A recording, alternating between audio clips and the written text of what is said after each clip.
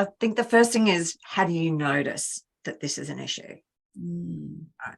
So if you have been going and having a coffee with a colleague and go, my team are just like deer in the headlights, that's a pretty good sign that it's a problem.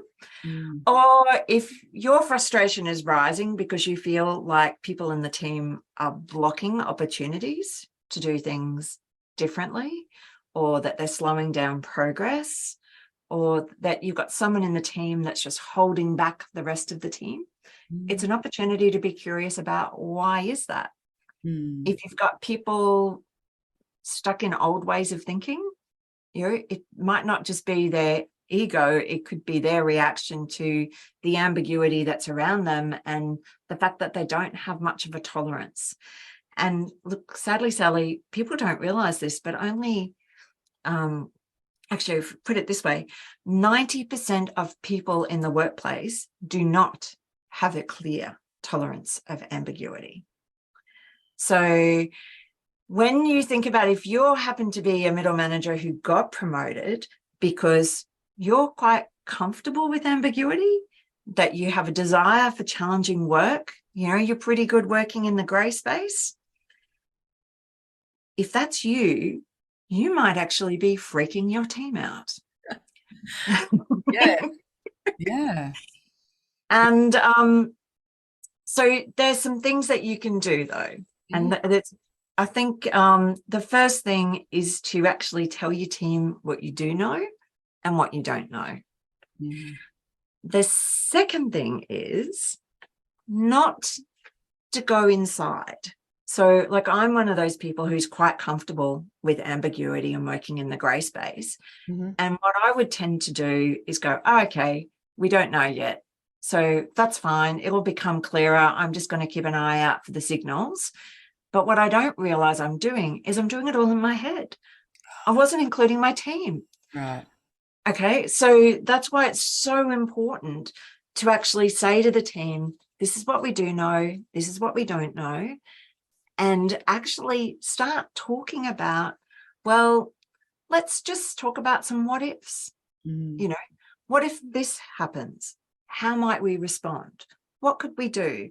And it's an opportunity when you have those conversations with your team to start to understand, what are your team worried about? It's a great opportunity to reassure people or to give people confidence that we can find our way through this. So it's an opportunity to cultivate that growth mindset with your team as well. And I always love the analogy around, it's like learning to surf. And if you think about, you could let something come and hit you like a tsunami, where it all, you get tumbled, you can't get up. Whereas if you actually just try to make sense, so go back to the Cynefin framework, make sense of what's happening around you and just go with the flow a bit, adapt what you're doing as new information comes to light, and see it as an opportunity to actually grow through that struggle and through what's different. So really encourage your team to try and embrace that unknown and unexpected as an opportunity for growth and discovery.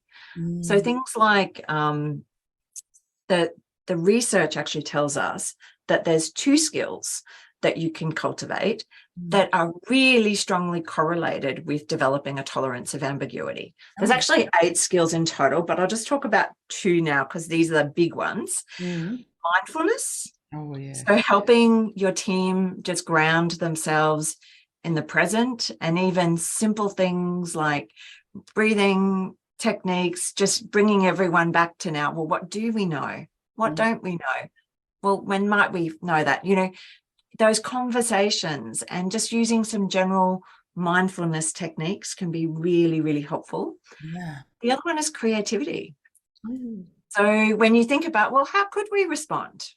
So if we know this, we know this, we know this, even pulling out some creativity card packs and things like that, and helping your team play around with some of those and making it a bit fun, bringing a bit of levity into things. I know, heaven forbid, fun at work. Who would have thought? So I think the key thing here is don't let it all rest on your shoulders. You know, there's power in that team. And Oliver Berkman, I love a quote from his book, The Antidote.